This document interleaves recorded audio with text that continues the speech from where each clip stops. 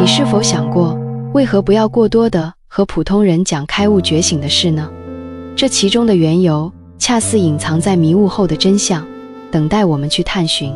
就像俗語說的，爛泥扶不上牆，鹹魚難翻身，死豬不怕開水燙，朽木不可雕也。你試圖叫醒沉睡之人，不僅難以成功，還可能招致他們對你打擾的責怪。要知道，覺醒往往是在生活的逼迫下才會發生。開悟覺醒並非如人們所想，會讓人變得超凡脫俗，反而會讓人顯得更加普通。可普通人最厭惡的，恰恰就是普通。這話或許顛覆了你以往的認知，但正所謂正言若反，大道至簡，真理常常與普通人的想法背道而馳。你瞧，普通人一生都在追逐2個方向，一個是強，一個是勝。他們堅信強等同於力量、權力、財富，這些外在能夠彰顯的標籤，甚至將強理解為擊敗對手、搶佔資源、超越他人，奉行着你輸我贏的零和博弈。那為何我們會对這2個方向深信不疑呢？這得從我們自幼接受的教育說起。它向我們灌輸着絕不能落後，必須比別人強，要在競爭中脫穎而出的觀念。畢竟落後就要挨打。在這種認知裡，柔弱被等同於無能，示弱就是懦弱，謙讓被視為缺乏競爭力，不爭更是異類，仿佛強盛成了唯一的出路，而柔弱不過是自我安慰罷了。主流價值觀也在不斷強化這套邏輯，追捧強者，歧視弱者，默認事業成功、財富豐厚才是人生贏家。那些不執着於出人頭地、與世無爭的人，就被認為是不求上進、虛度光陰。網絡自媒體更是熱衷於講述商業神話、年少有為的故事，甚至形成了一種潮流。似乎創業者不背負幾百萬債務，都不足以展現其人生逆襲。這些觀念根深蒂固，融入我們的潛意識，影響着我們的價值觀，進而滲透到思維習慣和行為模式中，讓我們對此深信不疑。大家都知曉人法地，地法天，天法道。然而，我們卻很少去思索天道中的強和勝究竟意味着什麼。其實，天道中的強並非外在的彰顯，而是內在的本質，是柔弱性、適應性與可持續性，這才是真正的強。天道中的勝，絕非人道中的弱肉強食，因為弱肉強食只會導致兩極分化。天道中的勝是不爭而勝，追求的是和諧共生，滋養萬物。早在2500年前，老子在《道德經》中就以上善若水這4個字，點明了我們的方向與天道相悖。上善若水，並非是說高尚的人要學習水的品質。道德經不會糾結於人所定義的高尚與卑下，它實則是在告誡我們，若想貼近道，實現開悟覺醒，就要如水一般生活。李小龍也曾說過類似的話，我們要像水一樣聰慧。水的特徵與普通人追求的方向完全相反。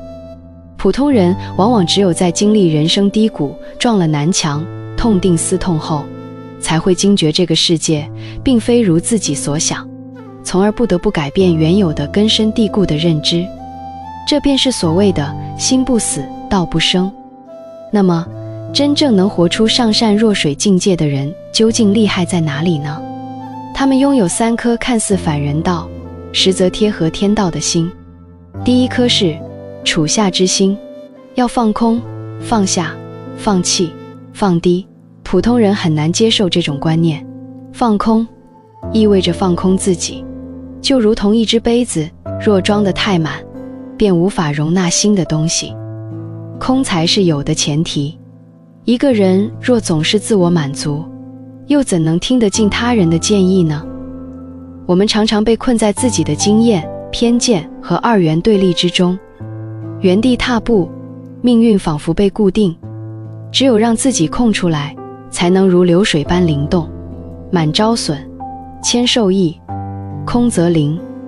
放下，即放下執念，承認世界的無常，明白人的能力是有限的。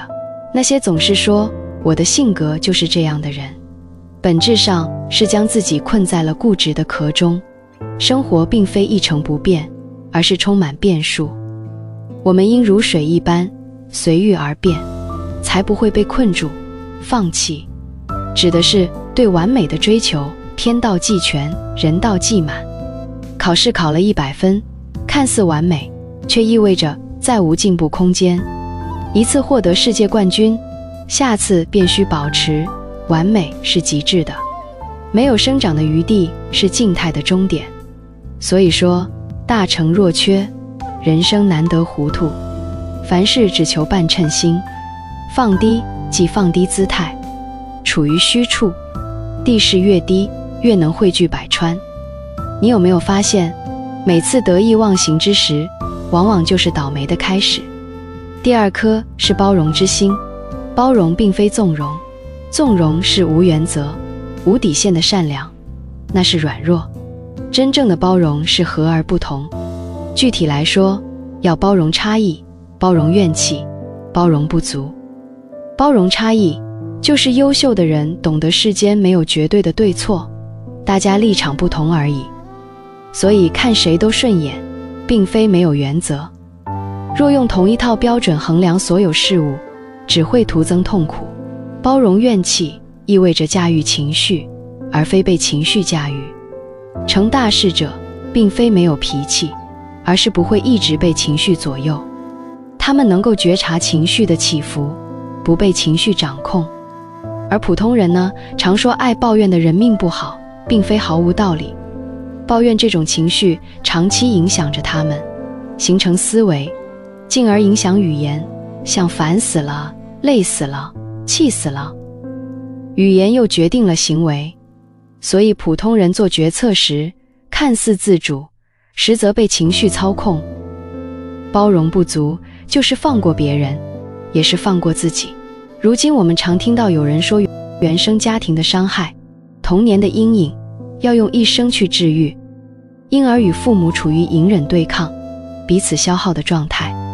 其實，包容不足意味着站在對方角度思考，明白父母也是原生家庭的受害者，代代追溯原因無法根本解決問題。我們要做的是包容他們的錯誤、不足，甚至無知。從我們這一代完成覺醒，讓子女不再受此影響，成為家族興旺的轉折點。夫妻之間亦是如此，最好的關係並非我選對了人，而是放下改變對方的念頭，相互包容。第三顆是不爭之心，即不困於外在的定義，不盲從外在的評價。普通人窮盡一生都在炫耀財富、地位和優越感，仿佛沒有觀眾，自己就失去了價值。而開悟之人一生都在修煉自己，思考為何要秀，為何要爭。不爭並非放棄，而是覺得無需爭。誰愛爭誰去爭，他們依據內心真實需求行動，而非受外界定義左右。正所謂夫唯不爭，故天下莫能與之爭。不盲從外在評價，是指一個人越容易被他人評價影響，越說明其缺乏主見。別人誇讚就飄飄然，別人責罵就怒火中燒，本質上是將自我價值的決定權拱手讓人。普通人之所以難以開悟，並非開悟本身有多困難，而是我們過於執着於人道中的成功，太渴望超凡脫俗，太想擁有更多，太放不下執念，也無法覺察自己。開悟不過是活成水的模樣，處下、放空、放下、放低、放棄、包容差異、怨氣、不足、不爭，且不必爭。不困於外在定義，不盲從外在評價。但這些道理必須得讓他們自己吃了虧，撞了南牆，付出慘重代價，才能從知曉上升到覺悟。只有真正覺悟，才能做到。好，今天的內容就分享到這裡，點讚關注逸軒，我們下期見。